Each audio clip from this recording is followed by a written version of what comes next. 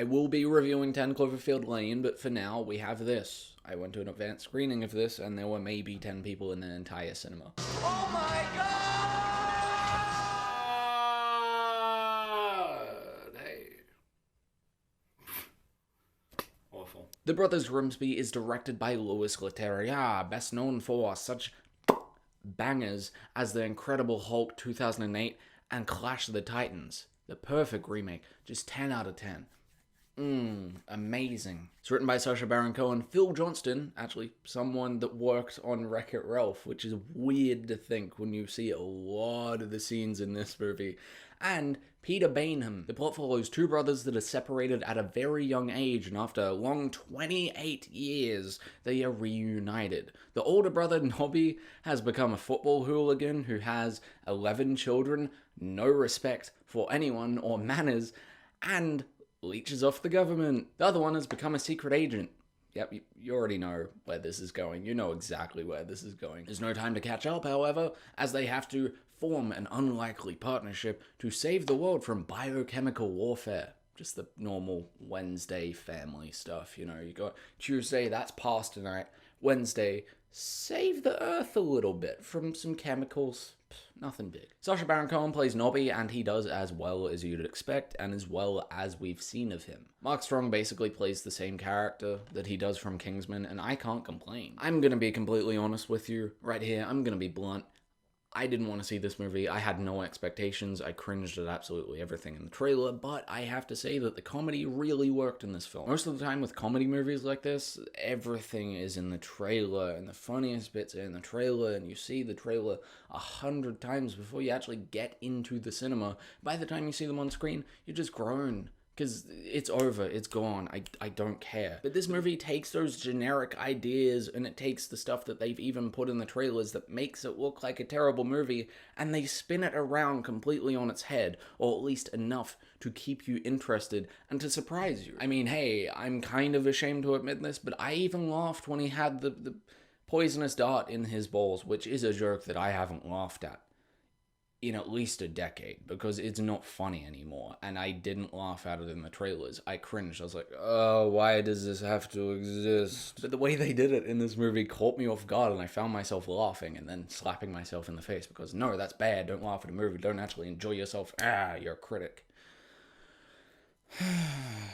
Most of this movie is shot like an episode of The Office, you know, handheld shots, a lot of unnatural zooming that shouldn't be there, but honestly, it works for this type of movie, and the look that they're going for. The rest of the shots are fairly simple and straightforward, but honestly, it doesn't take away from anything. There are some point-of-view action scenes in this movie that you've seen in the trailer, and they kind of look cool, but in the movie, they cut every single half second, and it just, seizure-inducing, man. Seizure-inducing. The actual fight choreography and everything else seems to be well done, but I had no idea what was going on. It was just brain overload. And hey, it is annoying, but I don't think that the action scenes really take up enough time in this movie to really call it that much of a problem. It's just a slight annoyance. Oh, and there's this one scene that the Jimmy Kimmel audience saw, and yeah, their reaction to it is about right.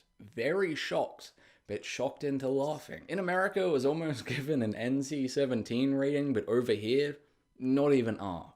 MA15+. I kind of love Australia's rating system sometimes. I'm not going to give anything away from the scene, but just imagine a really bad porn parody of Ace Ventura for like a full 2 minutes. At the end of the day, the action scenes are really the only thing that I can complain about this movie, which is honestly surprising. The comedy hits 70% of the time, it's well acted, fairly well directed, and is overall a fun time. I really enjoyed myself with this movie, especially considering the trailers and the promotional material made it look like the worst thing that has ever graced this perfect holy earth, and that is why Grimsby gets a 6.5 out of 10 and a rental seal of approval. I mean, if you go on like cheaper Tuesdays and you have nothing else to watch, or you have a free ticket, then sure. Otherwise, unless you really want to see this movie, I'd probably recommend just waiting until you can rent it for like $6 or just watch it on Netflix. What did you guys think of Grimsby? Have you actually seen it? Were you one of the 10 people that have actually seen this movie worldwide? Were you pleasantly surprised like I was? I have a feeling you weren't. What would you like to see me review next? I have a 10 Cloverfield Lane review coming up because I am seeing that this weekend. I'm also planning on seeing Gods of Egypt again with like a massive group of people and just making a Red Letter Media style video for like 10 people around a table just talking about how terrible Gods of Egypt is. I'll try and get some people that actually enjoyed the movie to be part of the discussion, but it's going to be a great video no matter what. Oh, and I also recently watched The Danish Girl, so yeah, I'm really late with that one, but I enjoyed it, so I might review that just to fill in some gaps in between movies.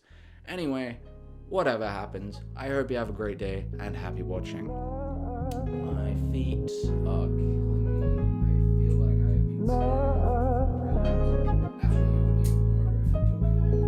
been saying listen, I'm not just some millennial that hasn't seen any sort of movies and hasn't seen the original Ghostbusters, because really, are there any people around my age that haven't seen Ghostbusters? If so, what have you been doing? Probably living your life and having friends and going out and having activities and parties. Actually living a life instead of constantly watching movies all the time and being alone. Wait, well, it isn't really finished. Cause she burned every page, every sentence that contained her within it. Scrambling my brain through the pain while I grimace in my backpack. Letters with the name never send it. I never send them in. Are we back at it? Through every crack addict, back alley, whack madness, and threats at a nigga like he wept since December. I'm just kidding. When you figured this was okay, you could compensate when I'm